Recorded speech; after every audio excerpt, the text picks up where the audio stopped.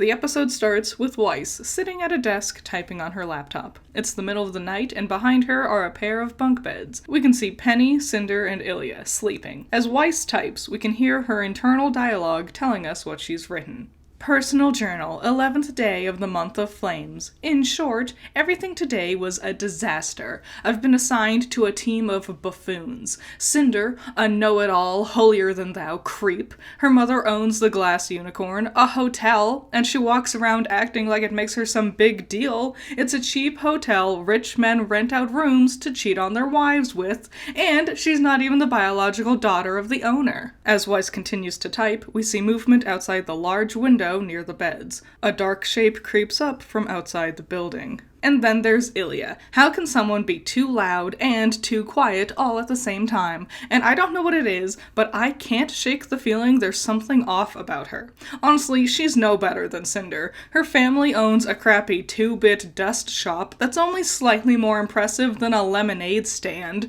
It's pathetic how she acts like her family's name is worth something. We see more shapes at the window. One of them pulls out a small device and starts to connect it to the wall underneath the window. Then there's Penny, the worst of them all. A wretched show-off who acts like a child. I can't believe Ironwood made her the leader of the team. I know her family must be paying him off to get that to happen, because it definitely wasn't her skills as a huntress that got her the position. The figures in the window are briefly illuminated by a soft light, revealing the faces of Adam, Yuma, Trifa, and Tyrion. Yuma uses a match to melt a tiny piece of metal to the window's frame. I suspect these 3 girls are my competition. Ironwood must have teamed us up together because he thinks we could all be the ones to receive the privileged position he hinted to before with Mother. I won't let these 3 buffoons get in my way. I will do everything in my power to guarantee the Schnee name is the most powerful one in history. She adamantly slams a key on her keyboard, and as she does, a light tapping sound comes from behind her. Weiss spins quickly in her chair to look out the window,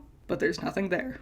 Weiss humps quietly, narrowing her eyes. Then movement to her left catches her eye. Penny, who is in the top left bunk, sits upright, rubbing her eyes. Weiss, is something wrong? What are you typing? Weiss quietly and quickly slams her laptop closed. It's nothing.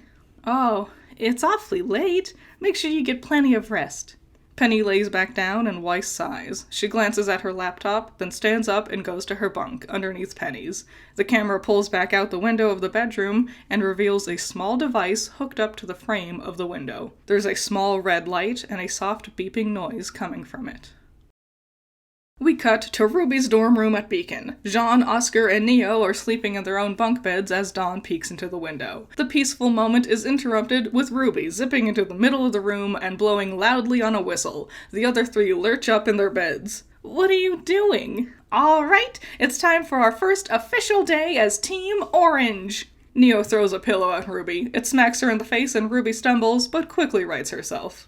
Can't we have breakfast first? Ruby points to Oscar, whose bunk is on the bottom right. What do you say, fearless leader? What's our first mission? Oscar gives a little, as he stands up from the bed. He glances over to Jean and Neo and scratches the back of his head as he thinks. I guess we should finish unpacking? Ruby throws her arms into the air in celebration. Banzai!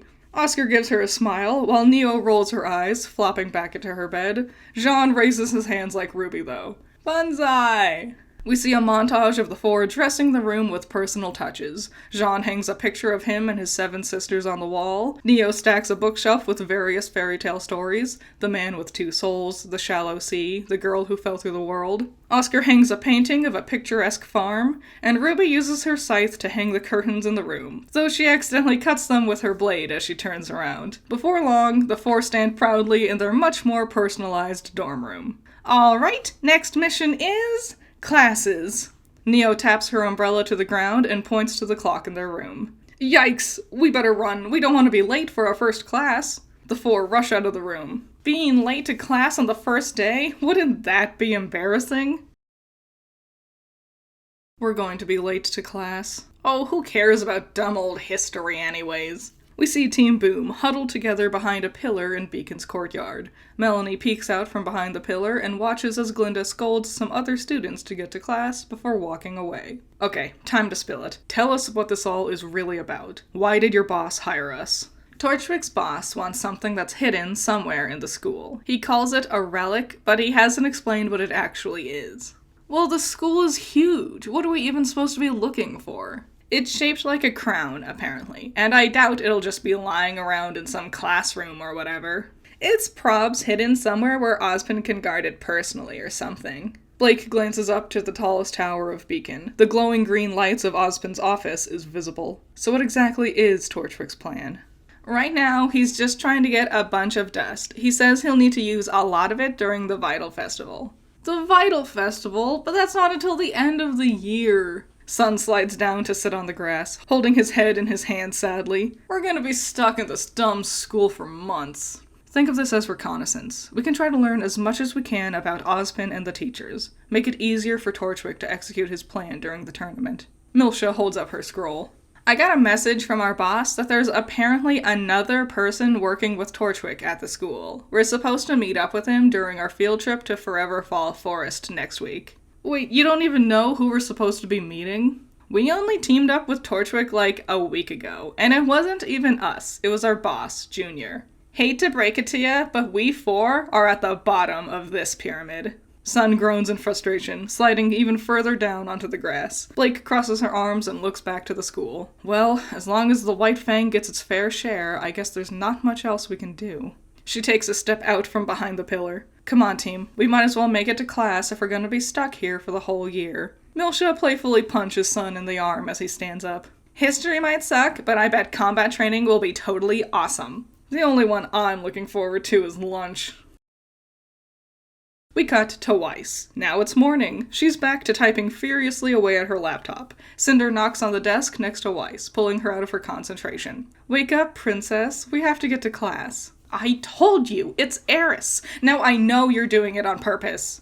Weiss slams a fist into her desk as she stands, groaning as she follows the other three on her team. The four walk through the halls of Atlas Academy before we cut to them sitting in class. Vine Zeki stands at the front of class, reading from a heavy textbook in his hands. Remnant's history is a long, winding path, so make sure to take notes on these key terms to pass your vocab tests every Monday. Penny bumps Weiss's arm, and Weiss glances over to her. We can share notes with each other. It'll be so great. Weiss grunts. We cut to another class. Elm Eddern is in the front, holding up a painting of the anatomy of a saber Grimm. Grimm are all unique, so the key to passing this class is learning where the weak parts are. It's different for every Grimm. Knowing the slight differences can be life or death. Penny bumps Weiss's arm, and Weiss leers at her. We can train in the hologram rooms together. It'll be so great. Weiss groans.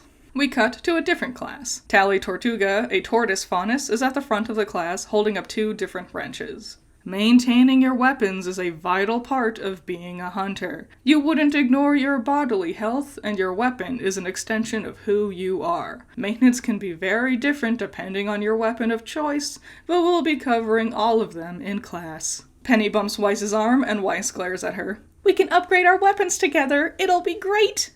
Weiss growls. We cut to Weiss, rushing out of the class as the bell rings. Cinder and Ilya lingering behind to talk to the teacher, while Penny jogs to catch up with Weiss down the hall. Golly, all of our classes have been great so far. Next is lunch. We can sit at the same table together. It'll be so great. No! Weiss spins on her heels and stares at Penny. Penny's smile slowly fades. I am going to eat in our dorm. Penny nods, and Weiss turns back around, quickly walking away. Cinder and Ilya catch up to Penny. What's her deal? She said she's going to eat in the dorm, but that sounds real lonely. Maybe I should accompany her there, too. If you think it's a good idea.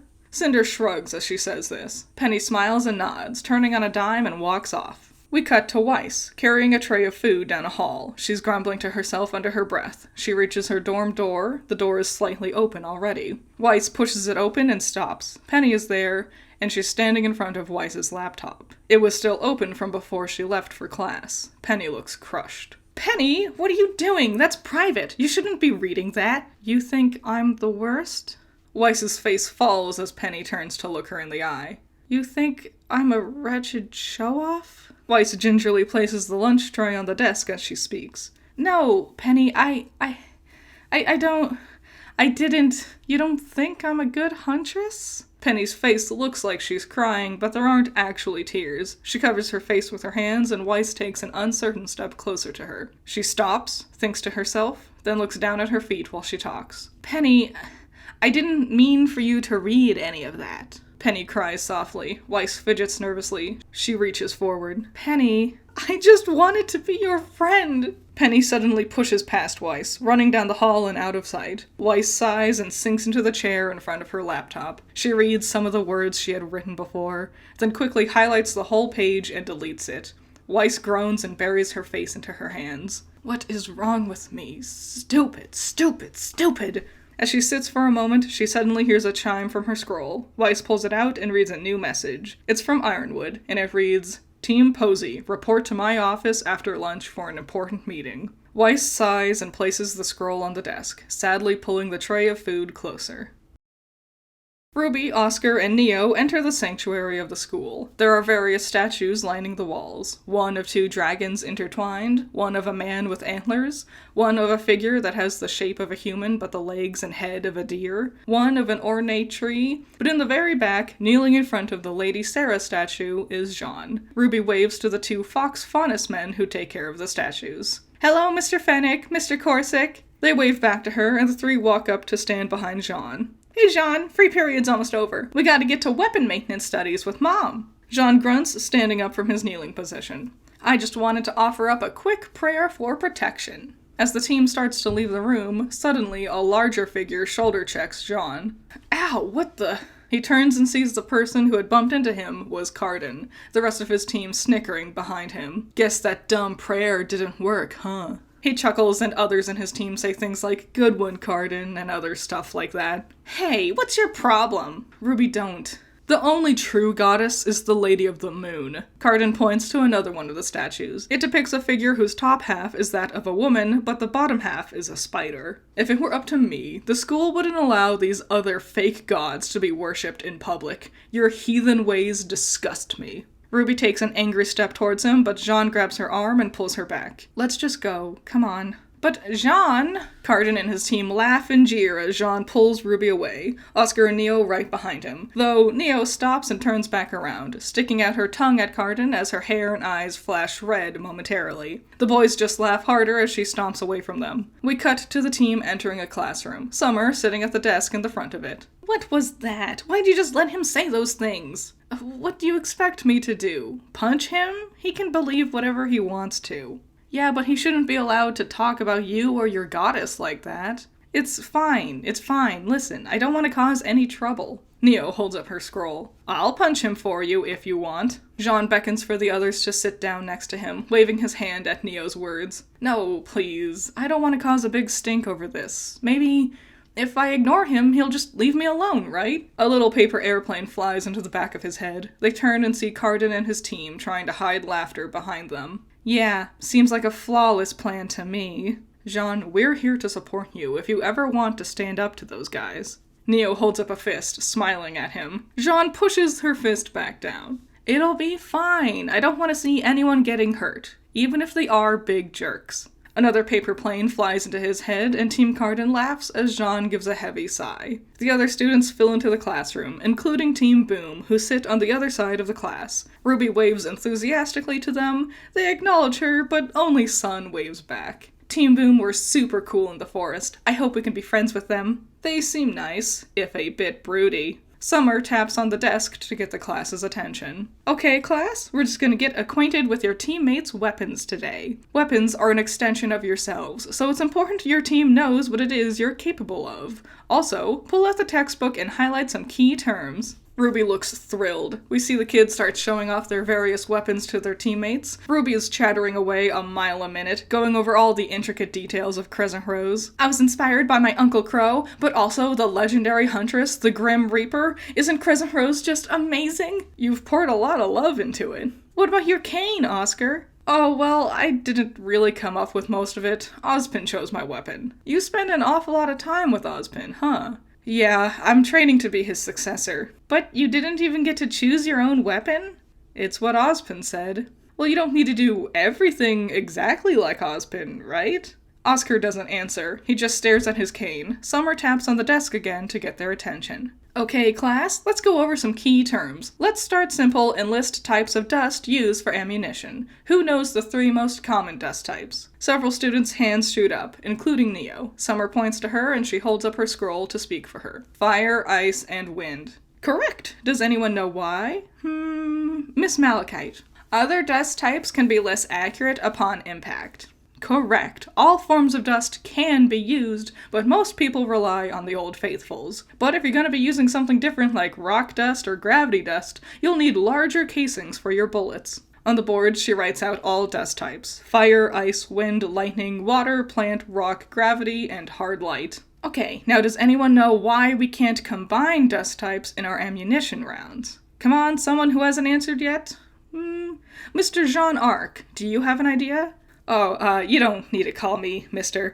And, is it because it's harder to manufacture? A good guess, but that's not the answer I'm looking for. Anyone else? Miss Blake Belladonna. Want to take a stab at it? Well, probably because they'd set off each other in the chamber, so it would ruin your gun. Very good. Dust is volatile, and dust of different types can often activate each other unexpectedly. What do faunists know about weapons? Carden's sudden voice interrupts the class and everyone turns to him. Blake's eyes narrow angrily. Don't you all live in the jungle or something? What do you know about modern technology? Mr. Winchester! Her voice is sharp and stern. I will not tolerate language like that in my classroom. If I hear one more word like that out of you, you'll be excused from class. Carden scoffs and rolls his eyes, but says nothing else. Neo bumps Ruby's shoulder and slides a note to her that reads, "No way he'll be a real huntsman, right?" Next to her words is a doodle Neo's drawn of Carden with big, sharp teeth and a poop doodle on his head. Ruby giggles and draws a speech bubble coming from his doodle that says, "I love poop." Neo and Ruby smother their giggles as Summer continues her lesson. The bell rings at the end of class and Ruby walks out into the hallway. Blake walks past with her team and Ruby hears Blake say, "Stupid humans never keep their mouths shut." Carden's voice comes from just behind Ruby, and she squeaks as he and his team push through Team Orange to approach Blake. "Who are you calling a stupid human? Huh? Beast?" Blake stands her ground and crosses her arms. "If you don't know, then you're even stupider than I thought." I bet you're one of the ones rooting for the White Fang to kill all of humanity. You savages don't deserve to even be in this school. Blake stands her ground. Sun, Melanie, and Milsha are right behind her. Carden goes to take a step closer, but Jean runs up and steps between them. "Don't. I'll go tell Miss Rose if you try to start a fight." Carden stares at Jean, then scoffs, turning away. The school's full of pathetic losers. Carden's team walks away, and once they're out of sight, Blake turns to Jean. "I don't need you to fight my battles for me. I just wanted to help." "Yeah, Carden's a huge jerk. We've got your back, Blake."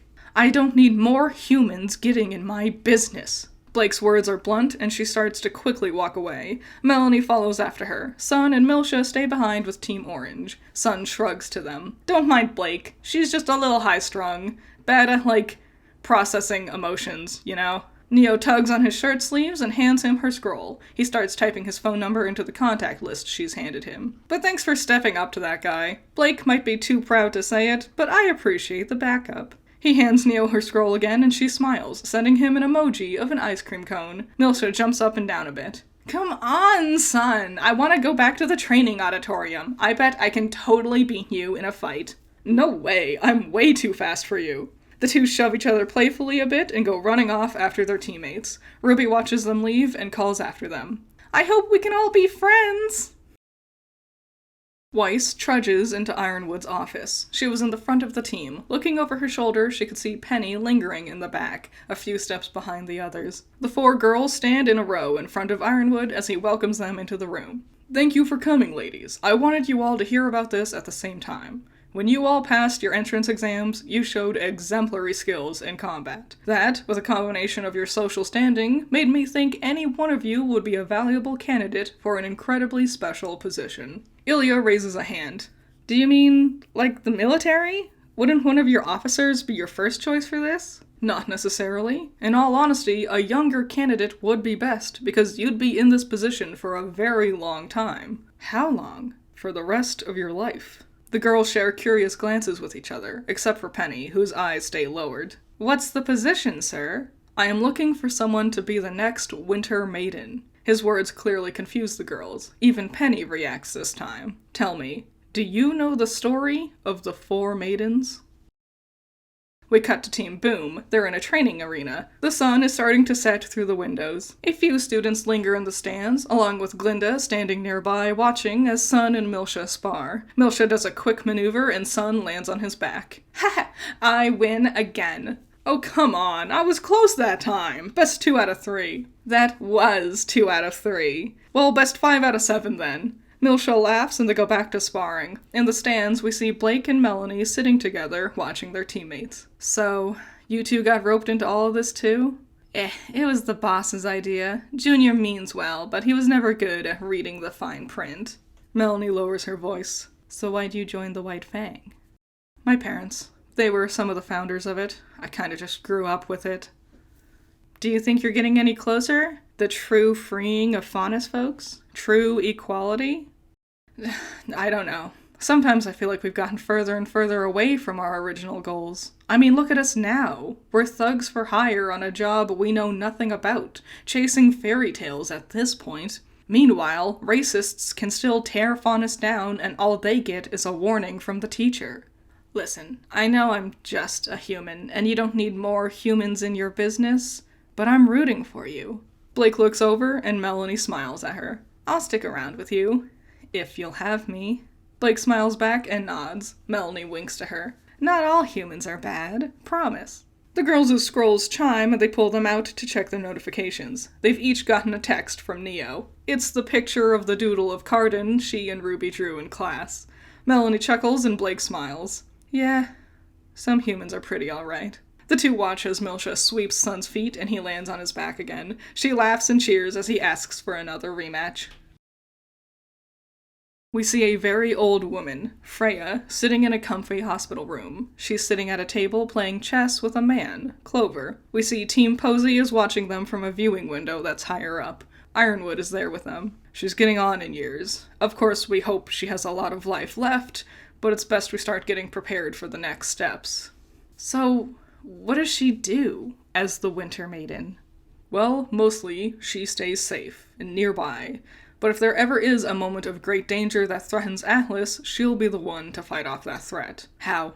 Her question is quick. She's staring intensely at Freya. How exactly does she do that? It's just like in the fairy tale. Maidens can control things without using aura or dust. They're magic. What is the threat, though? Weiss turns to look at Penny. Her hands is resting against the window. Penny turns to look at Ironwood, a somber expression on her face. Powerful magic that defies nature. What kind of threat requires that level of strength? All four girls turn to Ironwood questioningly. He clears his throat, seemingly a bit caught off guard by her question. Well, very large Grimm, usually, but there is a bigger force out there that we need to be wary of. Wait, what's bigger than the Grimm? How long has this threat been around? Why haven't we been warned about this? Ironwood waves his hand, motioning for them to calm down. I know you all have a lot of questions about this, but let's stay calm. We don't want high emotions to attract the Grimm, right? I'm sorry, but I can't give you the answers just yet. This is still classified information. He takes a moment to look at each one intensely. I will be watching your progress throughout this year, in your classes, in the Vital Festival tournament. By the end of the year, I will have decided which of you I think would be the best choice to take up the mantle of Winter Maiden. I know this has been a lot to take in, and I know you still have many questions, but rest assured, once things get moving, I will be able to answer your questions if you are chosen to be the maiden. For now, why don't you girls go head back to campus, get some food, and rest up. We cut to the girls walking down the halls of the dorms. It's night outside now. It's a lot to think about. Too much. Honestly, I just want to forget about all of it and worry about it tomorrow. Weiss turns to Penny, who's walking slightly ahead of her. Penny? Who do you think Ironwood will choose? Penny is quiet for a moment. Weiss looks downcast. But then suddenly she answers, I don't know. It's quiet between the girls as they reach a doorway. I don't know about you three, but I'm starving. I'm gonna see what the cafeteria's serving for dinner. Wanna come with? I'll go. No, thank you. Penny starts walking away from them towards their dorm room. What's been putting her in such a sour mood all day? I'm gonna talk to her. You two go on ahead and eat. Weiss chases after Penny, calling for her to wait, but Penny rushes into the dorm. Weiss is right behind her. Penny, please stop. I'm sorry. I don't want to talk about it. I didn't want to hurt your feelings, and you shouldn't have been reading my personal journal anyways. I don't want to talk to you! Penny twirls around angrily, finally making eye contact with Weiss. Weiss stands stunned as Penny continues. You're mean! You're a bad teammate! You're right. She takes a step closer to Penny. I know you're right. I have been a bad teammate. I don't know how to be a good one. I'm used to competitions. She takes a step closer to Penny. Penny's expression changes from anger to wariness. Weiss clicks her tongue and walks past Penny towards the window, moonlight illuminating her. But that's not a good excuse, and I know it's not a good excuse. It doesn't change anything. Honestly, you have every right to hate me. You should hate me. You deserve it.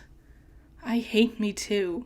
I don't hate you, Weiss. Weiss rests her hands on the windowsill, staring up at the moon. I'm sorry, Penny. You deserve a better teammate than me. There's a long moment of silence between them. Do you think we could still be friends?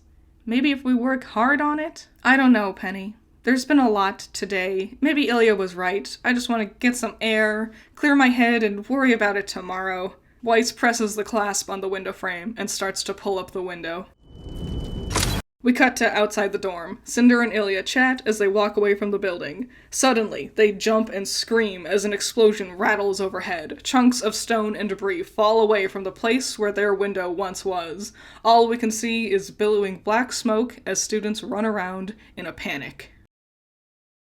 Shout out to my $10 patrons. You're all amazing. Andrew, Valhalla Knight, Chamomile, Classy Critic, Noah Perkins, Sunny Shy, Genital War Thunder, Jake, Amber, Hype Man, Isaiah, Scaring Crows, Not All That Evil, Messiah Complex, Jacob, Ben's Sketchbook, Rain, Omega Fighter, Trash, Wild Pilot, Josh, Twisty, Juan, Bunkin Duncan, Lycan99, Hoodie Angel, Ranger, Hut Mutt Butt, and Cloudy Days. So yeah, I hope you liked this episode. A long one, a big one. I had a lot of rewrites with this one when I was working on the script. I hope you liked it. A lot going on, a lot of moving pieces. What did you think? Did you have fun with it? Any ideas, theories, thoughts, anything? Anything you're thinking about, I would love to see them in your opinions below. Especially the design of everyone's pajamas. I hope you had fun with it. I've been loving this so far. We're officially halfway through. This is the halfway point. There are 10 episodes total for Volume 1. Halfway point. Very exciting. I can't wait for the next episode. I hope you have fun with it, and I'll see you in the next one. Bye-bye.